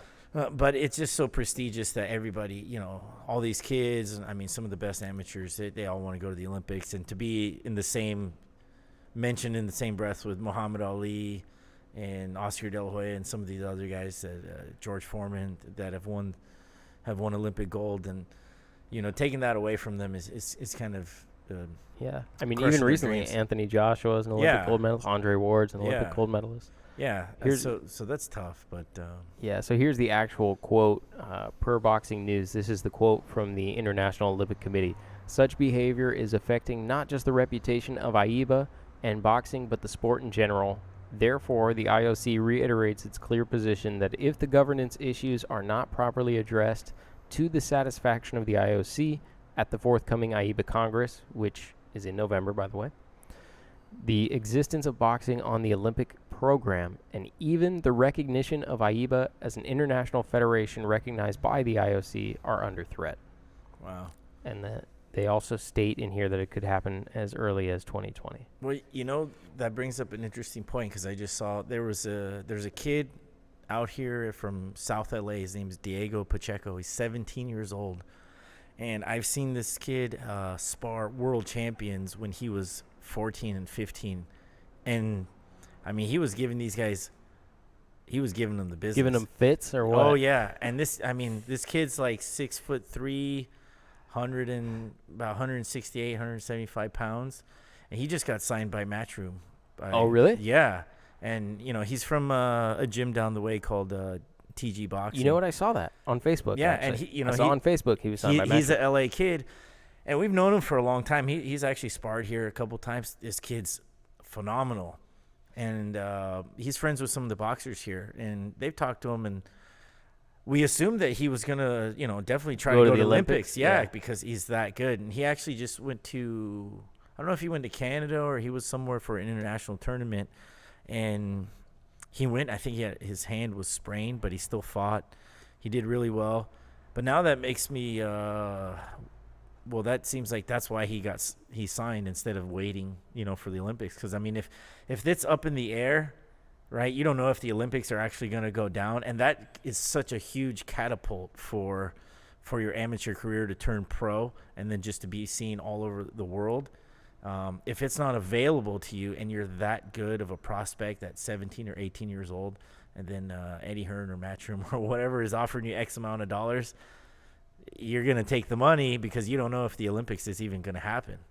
And if it happens or not, I mean, it could just be for this Olympics. I imagine they would work it out for the next one. Yeah, like conceivably they would go back in. I mean, I would say what a tragedy this would be to lose boxing in the Olympics. And I hope that this game of chicken that AIBA is playing with the International Olympic Committee is worth something in the end, particularly if it results in boxing not being in the Olympics, even if it's only for 2020, or if it results in AIBA not being recognized as an international authority by the IOC. What will be gained of appointing this individual? Yeah. Like, I don't understand what the benefit is for AIBA, right? You look at what the conditions are of remaining a part of the Olympics and part of the IOC, and it is essentially a game of chicken. It's, are they really willing to pull the plug? And my only question is why? Why risk it? Well, if AIBA's not willing to budge, then that's kind of like that just shows you where their interests lie. Exactly. Like, why risk it? Not in amateur boxing. Just appoint a new president. Their interests lie in controlling the money that is involved in their endeavors. I think that if this were in any other corporation, and I know that I say that like it's easy, just appoint a new president, but essentially this is a man who's the interim president. There must be other people who are candidates. The fact that he's the only one on the ballot is peculiar. Yeah. Don't you think? Like, yeah, that's strange. That's called a dictatorship in countries when you only have one president on the ballot. The fact that you couldn't find one other name to just contest, or even just to create the appearance that you are contesting, or that there's an open and sort of free election. The fact that you couldn't do something to appease it, I'm not sure what is gained from it if you're AIBA, but I hope that it is resolved, or if it is not resolved, I certainly hope it's worth it, because I don't see what the benefit is to anybody except AIBA. It's bad for boxing. It's bad for this. It's bad for everybody. Well, here's the thing. Except for AIBA, apparently. Yeah, but if the Olympics bans boxing for 2020, what's to be gained by AIBA? Then what's the point of them? That's what I mean. What's the point of them existing? Yeah, like, that's why I don't understand the sort of this game of what I call the game of chicken, this sort of machismo move. You know what I mean? Like, kind of saying, like, we don't have to do what you tell us, but why do you exist? Yeah. Right? If it's not to govern the sport and in a way that everybody is comfortable with, in particular the International Olympic Committee, then why be there? Well, they do have a lot of their own tournaments. There are sure they do. There's national tournaments or international tournaments. I mean, all the time. So there's one every year. Yeah, so they would. I imagine they would want to keep running with those tournaments, and then try to run off the credibility of those tournaments and live off of that, and hope that has the same. They can create the same prestige for those tournaments, but it just doesn't. Yeah, exactly. Like you already know that you cannot recreate the prestige of the Olympic gold medalists. No, that's the truth is, as we at least here treasure the Olympic gold medal more than we do a national title or an international title. Oh, like if you win boxing world, right? That's great. It's an amazing accomplishment, and I don't want to devalue it. I'm just saying that we recognize an Olympic gold medal as more than that for whatever reason, right? So, yeah. Well, it's a shame because I think 2012 was the first year they had the female boxing was introduced, and then if you cut it out in 2020, then you're like, man, we just got in here. Now you're kind of eliminating some progress that started a few years back. So, well, that's scary, but we'll see what happens. That's why I say, man, boxing needs one like all overseeing power. But that's the all-seeing eye of boxing. Yeah, but that'll never happen though. Yeah. Well, I would say the only other thing we got here is upcoming fights this week, 10-13, Crawford versus Benavidez for the welterweight world title that he picked up. Crawford's definitely the favorite, right? 100%. Yeah, of course. By like I don't know how. Of course many, he is. How many points? I think it's going to be better. I think it's going to be tougher than people think. Yeah, I mean, how much do you think, for instance, the controversy that occurred with David could potentially impact Jose going into this fight? Is that something where you're like, now he has to kind of deal with this too? No, I mean, as long as I imagine he's got to get drug tested too, and if he's never, if he's never come up dirty, then he should be fine. Sure. But even the fact that it's happening to his brother, I mean, isn't it sort of a distraction that you just don't need? Kind of be like, I don't need this. A little bit, but I don't know. I think when these fighters get ready and they're in their training camp, they get tunnel vision, and I think his brother's an adult, David's an adult, and he should he's dealing with it on his own. I don't think it should kind of spill over into Jose's daily routine Sure. or his thinking. I'm pretty sure he's got tunnel vision. Like I said, I've met their father a bunch of times, and gone to training camps and training sessions with him. He's a very serious guy, and I'm pretty sure Jose is like 100% focused. It's unfortunate. I'm pretty sure it's in the back of their mind. Yeah, I don't it's think floating in there somewhere, but may not. Yeah, may not be impacting day to And day. then for this is like his biggest fight of his career. For sure. So Undoubtedly. Yeah, so I'm pretty sure he's focused and ready, and as unfortunate that is for David, I'm pretty sure they're like, we're gonna deal with you later, buddy. Don't do anything stupid. We'll be back in a little bit. Yeah, I think I had read something else about David being allowed to, I forget what the exact term is, but essentially he can retain his title while he seeks sort of help or recovery from the problems that he was experiencing, of course, referring to the positive test for cocaine. Yeah. So. What's tough, man, like, Mike Tyson, nowadays he'll admit, he was doing that in his young days when, he was a world champion, and, a lot of these guys get into that, and I think when you're young, when you get success so quick, that all of that seems so alluring and attractive, and having a good time and partying, especially a world champion boxer, you feel invincible. So you don't have the hindsight and perspective when you're older that when you're older that these drugs are bad. So hopefully he gains some perspective and can get back. But no, that's a really good family. The Benavidez family is really tight knit, and I imagine even if David's going through problems, they're all right behind Jose, like ready. They're ready for that fight. So what's your see it. analysis of this matchup? Yeah. So what do you think between Jose Benavidez and Terrence Crawford? I'd love for Jose to win. I think he's going to give Bud Crawford a little bit tougher time than expected, but I wouldn't be surprised if Bud Crawford can break him down and maybe get a stoppage like in the late rounds. Yeah, it's kind of what Bud does. Right? Yeah, like he turns on that boxing computer and just kind of lets it go to work for a little while. So, but I think it'll probably be competitive where it'll look dangerous for Crawford at some points where he might get hurt.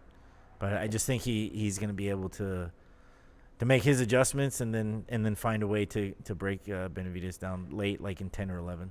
I also think it's kind of a big jump for Jose, meaning in his career, which I think both of them are extremely talented, him and David alike, but in terms of the opposition that he's faced going from where he was before, which was essentially, the lower undercard sort of bouts, jumping to Terrence Crawford.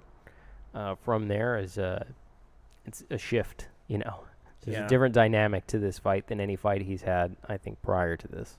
Yeah, absolutely. But then I've seen him spar with some big names, Sure. heavier guys. Yeah. And these are big names that he hasn't fought officially on record, but he's sparred some of the best people in boxing. Yeah. So that could kind of equal things out a little bit. We'll see. Crawford's a favorite. I'm biased towards Jose winning. Yeah, That's about of course. it. Yeah. But yeah. I'm telling like you, man, you'd like to see him win. But I'm and telling that's you, okay. I've seen him go in there with guys that are walking around at 175, and he's hurting them, and he's moving on them, and he's landing his punches. And he can fight on the inside. He can fight on the outside too. So we shall see. Well, I look forward to it. Should be a good matchup. So that'll be this coming I wanna week. see that. Yeah, this coming week that'll be on. So that's ESPN Plus. So Sweet. champion in recess. Thank you, Punches. That's what David is. That's the term I was looking for. Oh, okay. Champion. He's champion in recess. So essentially, he gets to retain the title and go through this recovery process. And there's, I believe, a possibility that they'll award an interim champion in the meantime, which just means that when he's able to return, he would have to face that individual for the belt. Maybe that'll be Canelo. No, I'm just kidding. That would be awesome. That would be awesome. I'm just messing Well, around. because I know David was Triple G's sparring partner for the first Canelo fight. Oh yeah, yeah. He was, and he's actually been in camp with Triple G quite a bit. So I could see him fighting Canelo, and I could see Canelo not really shying away from that or being scared of fighting him. I mean, David's a pretty tall guy, but I'd love to see that. He's a big dude. Yeah. Yeah, but he's got the speed but Canelo's got he's got power and speed too, and good boxing IQ, so it'd be a great fight. Yep. Yeah. Well, what do you think? Okay, so sorry. Go for Slam it. the desk. Go for it. All right, so I didn't see any of the boxing that happened over the weekend. Even though I wanted to. Did something else happen this weekend? However, Did something else take your attention? What I call the greatest moment in MMA history happened this weekend. Oh. And I haven't heard anything about this. This is peculiar. Yeah, No, I'm just- and I don't want to butcher the guy's last name because it's hard to say, but everybody knows Khabib, right? And everybody knows McGregor, and everybody I don't know if everybody knows, but McGregor actually got arrested. He got sued. He threw a dolly at through a bus window. Through right? a bus window, and supposedly that was because at the time Khabib's whole team, they had cornered one of Conor McGregor's teammates and slapped him. And he had actually injured several fighters in doing this, throwing the dolly through the bus window. In retaliation to Khabib slapping one of Conor's friends, Conor chases him down at a press conference, grabs a dolly, throws it at a bus with Khabib. A bunch of other fighters were in there. The dolly broke a window. Glass got in some fighter's eye. People who were supposed to compete. Who were They were on like the UFC on card. the card, yeah. Got injured. Big mistake. There was out of court settlement. A lot of the money that McGregor made on the Mayweather fight changed hands at that point. He had to pay some money, out of several $1 million. We don't know exactly how much, but some guys got paid. So that was the buildup. So that was the buildup. A lot of bad blood right there, right? And I think this was I can't remember the weight class, man. It's like super lightweight or whatever. But anyways, Khabib is a bad dude, man. He was 26-0 at the time, right? There's videos of him when he was a kid wrestling bears, and he's like one of the best wrestlers. You mean like Zangief or something? I don't know who's Zangief. You never see Street Fighter 2? He's like the big wrestler dude who's covered in scars because his back's, I don't know. Yeah, there you go. He's like the real Russian life version. dude, the real life Zangief. Yeah, he's from Russia. He was wrestling bears when he was a toddler, right? When he was an infant. Is that real? Can I fact check that right now? But anyway, so here the fight's going down, man, and McGregor the whole time is talking so much shit to Khabib leading up to the fight. He's called. Sorry, I had to look it up. So I typed Khabib. It's like one of the first thing that pops up, which is Khabib wrestles bear, and it actually has YouTube videos. This is 1997. In 1990, young Khabib Wrestled with a bear. There you go. So He wasn't exactly a toddler, but he was pretty young. he's still wrestling a bear. Yeah. So, anyways, man, McGregor, McGregor, I don't want to say that he learned a lot from Mayweather, and I don't think Mayweather has even ever taken it to this point, because Mayweather does talk a lot of smack, but he really is good at playing the bad guy and getting you to hate him. But I've never seen Mayweather, talk about somebody's family, talk about somebody's religion, In all talk fairness, about their country. Yeah, in all fairness, McGregor more or less played that role even in the Mayweather fight. Oh, so yeah. if you remember, Mayweather kind of sat back. McGregor was the Yeah. one who did all the controversial talking. For sure he could sell a fight, but man, he gets close to the line, as far as you can get, and he does cross the line. Let's be honest. I mean, fighters talk crap about each other, but it's usually them talking crap about that fighter directly to them. But they don't say, hey, your father's this or your father's that. I brought that up on one of our past podcasts where I asked some of the fighters who were on here, is there too much smack talk? And it's a combat sport where it's already like, man, there's already people who are against the combat sports. There's states that don't sanction MMA or boxing, because it's a blood sport. It's not soccer. It's not baseball. It's a blood sport where people get hurt in a bad way. So anyways, here comes a fight, man. What a build up. Irish people, Russian people, all in Vegas. it's like the biggest fight in UFC history, right? That's what they build it as, biggest fight in UFC Biggest fight in history. UFC history. Yeah, and McGregor's biggest name, Probably the biggest name in UFC. In the past 3 years. I mean, all we've been hearing and watching this guy, and his ego is just getting bigger and bigger and bigger. In terms of money fights, he must be probably the biggest money fighter ever in the UFC. Supposedly he made $50 million, and then Khabib made $10 million on this fight. Anyways, it was a good fight. Khabib's a amazing wrestler, where he's like you said, he's never lost a round. Supposedly, I mean, he's never really lost a round. That's what they say about him. Not only has he not lost a fight, he hasn't lost a round. Yeah, in and the his UFC. kind of his reputation in training is that he's just schooling everybody, even top international wrestlers and jiu-jitsu competitors. He's like head and shoulders above everybody, and his conditioning, his cardio is insane. Well, that's exactly what happened. I mean, he totally out-wrestled McGregor. He took him down plenty of times. I saw a highlight. He landed a really good right hand shot too. Stand up. And McGregor, most people thought he would outbox him. Yeah. He would outdo him in the stand up, and that's where his strength was. So it was wrestler versus stand up.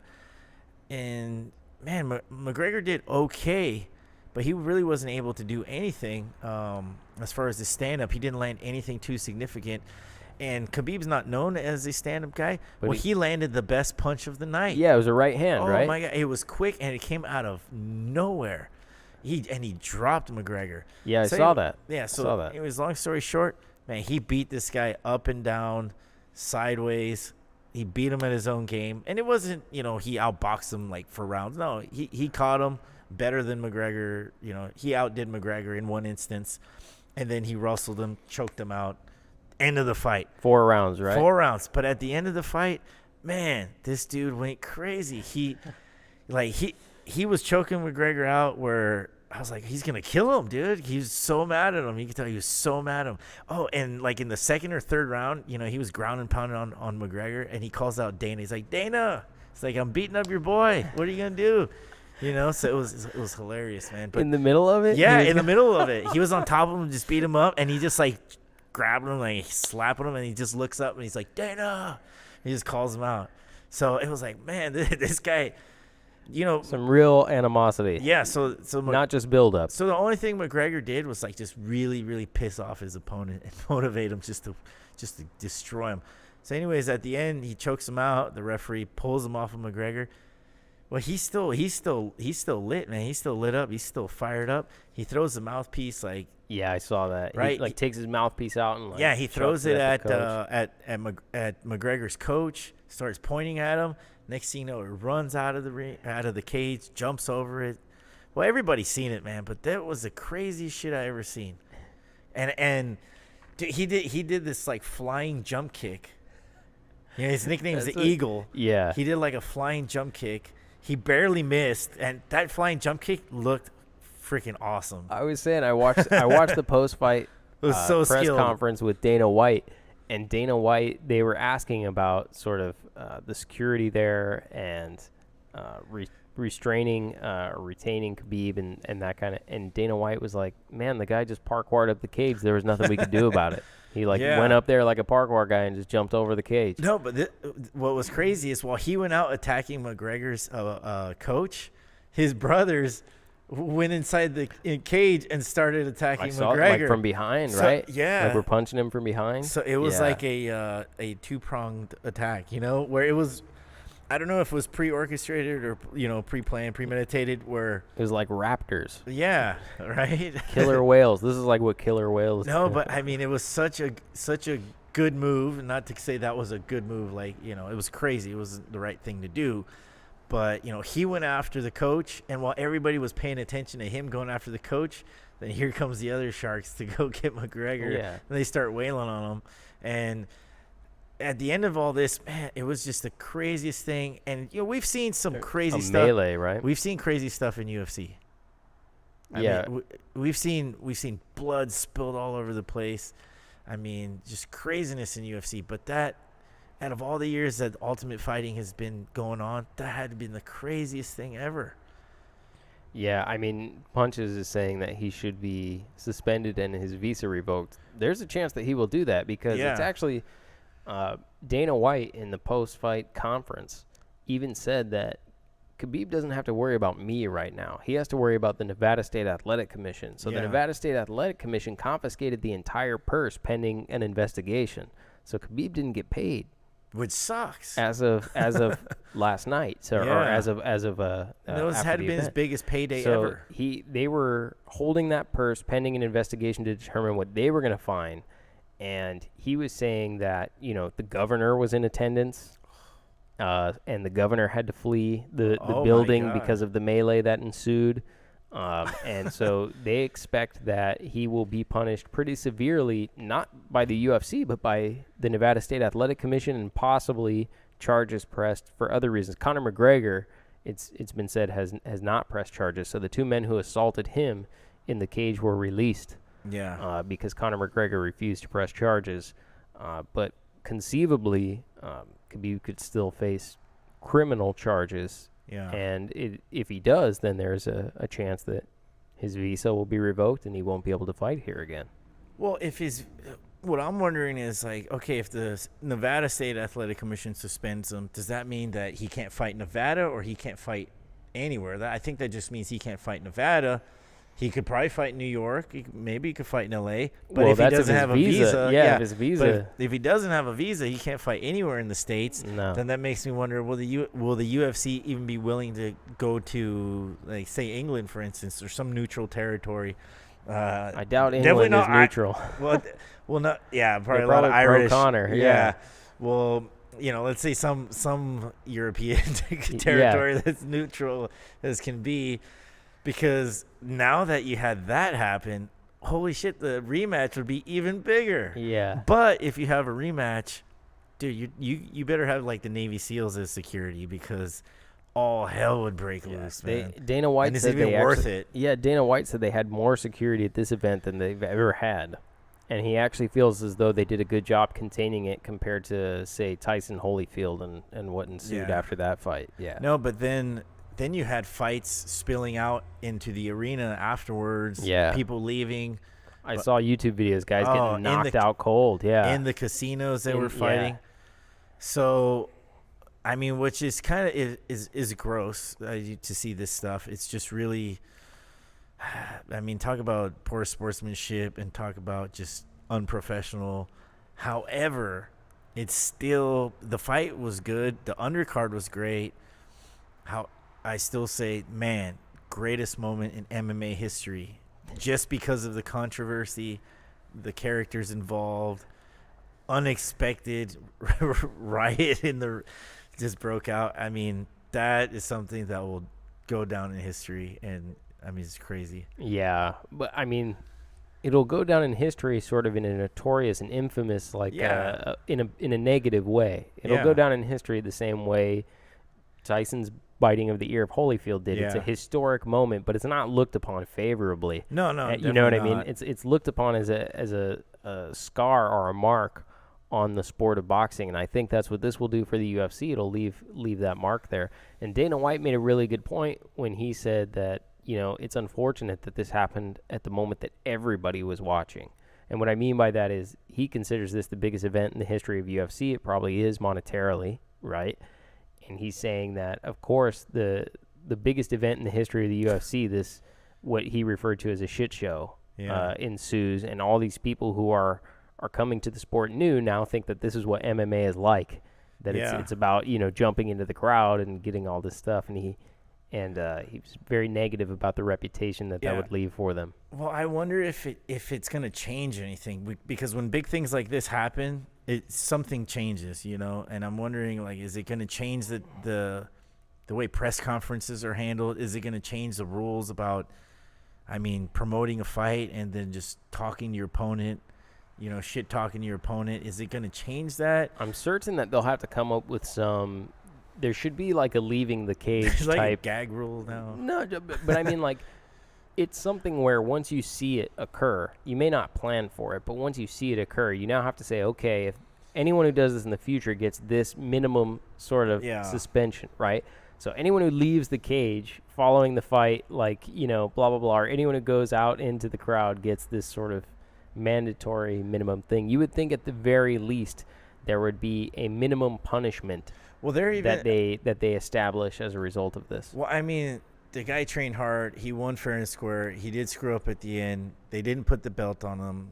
There's been rumors of, like, it's gonna be a DQ. You know, he's not gonna get the belt. You know, there's a chance that he'll get fined, or his entire. He'll definitely be fined. But to what extent? Because if they do an investigation, right, which they probably will, you know, they're going to tally up all kinds of fees for damages or whatever. At the end of the day, that $10 million, what if it goes down to, like, oh, here you go, $500,000. Good job. Yeah. It's like, wow. If they fight a rematch, if they're able to fight a rematch, he'll get to make more than 10 next time, you know. Yeah, but I mean, you're going to have to get prison guards with shotguns. I'm telling you, I mean. No audience. No audience in an undisclosed location. Yeah, undisclosed location. Like, you just have these guys, like, in a hangar somewhere in the desert, fighting each other, just their camps, and Dana White. Wow. And it only on pay-per-view? And they're pay-per-view only. No live gate. Now, is that the Ultimate Fighting Championship right there? No live gate. I think that was like a Stallone movie or something. I don't know. No, but just Hulk Hogan. As much crazy, no holds barred, right? No holds barred, yeah. As much crazy shit as we've seen in boxing, you know, and Dana White talks a lot of shit about boxing, the way boxing is managed and handled. Yeah, I think he dropped the ball on this one. And he knows it because he said it. You know, everybody's watching. At the end of the day, he's the face and he's the go-to guy for UFC. Yeah, I think he totally dropped the ball on this one.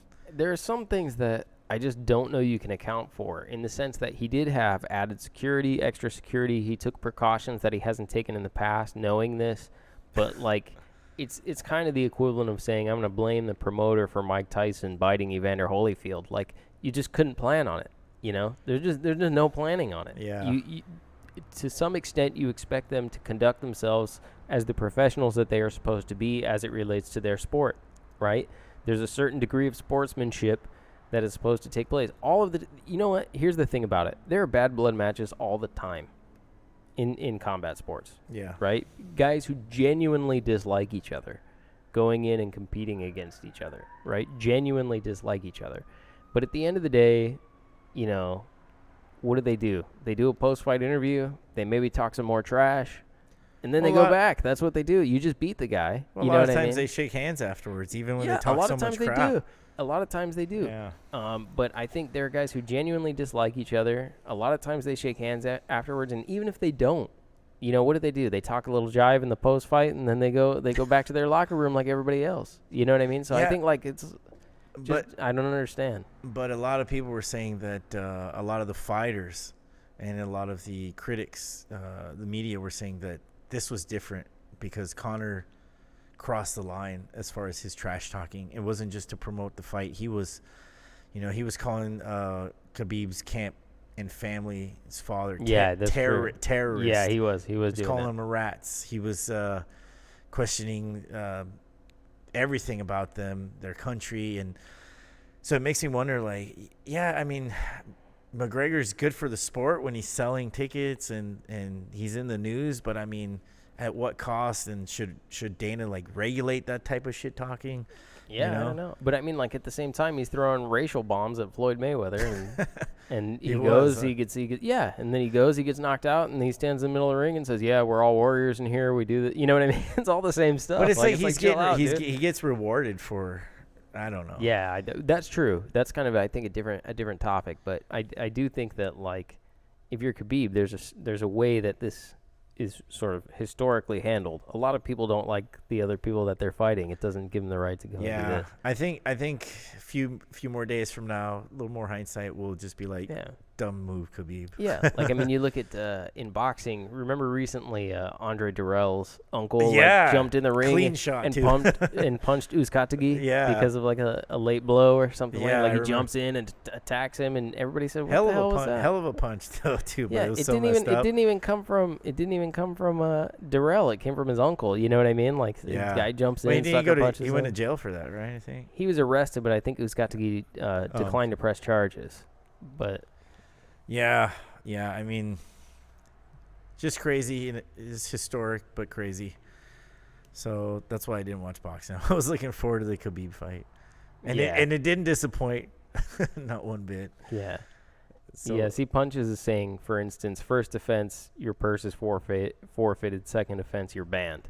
Like, that's I'm saying is that I'm not sure if you're saying that that's what they are, but that's what it should be. It should be defined as a result of this, right? Yeah. You look at it and you go, okay, we didn't plan for this, but now that we know that somebody's crazy enough to do that stuff, right? Then let's put in some really harsh guidelines that say, hey, when you do this, this is the result, right? You don't get paid, and then you're kicked out. I think that's completely legit. Yeah, well, it's going to be interesting to see what the Nevada State Athletic Commission has to say about this. Yeah, they won't take kindly to it. And didn't they punish? They were the ones on Canelo, right, for the clenbuterol? Yeah. All right, and that was like a slap on the wrist. Well, that was I guess that's technically not the Nevada State Athletic Commission. It's like the drug test. It's VADA, right? Who gets to make that decision? I don't know. I know VADA is the one who does the testing. I'm not sure who gets to issue the suspension. Probably was Nevada State, but they were kind of lax on that. Yeah, so whoever it was kind of lax on that. No, it's just going to be interesting to see what their at the end of the day what their decision is, especially when you're holding $10 million of somebody's. Yeah, well, that's harsh, man. I'd be nervous if jumping in the crowd. Hey, look at Ron Artest got like suspended for a season, didn't he? Yeah.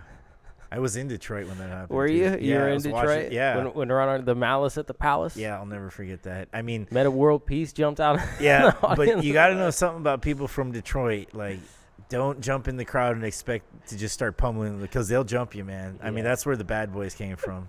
You know? Oh, man. So but yeah, he knows all too well. 1 year. Yeah. 1 year out. But yeah, it's crazy. What a good weekend, entertaining weekend of fights. There was all across the board, a lot of stuff going on. Yeah, all across the board. I think I just want to say well done to DAZN though. I think as in terms of a maiden voyage for the U.S.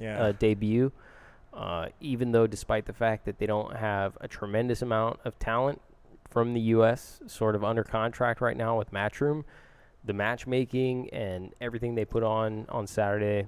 Well done. Well, I think it kind of put the other promoters and networks on notice, and then the other fighters be like, "Hey, there's a new player in town. We got some money. We've got a good.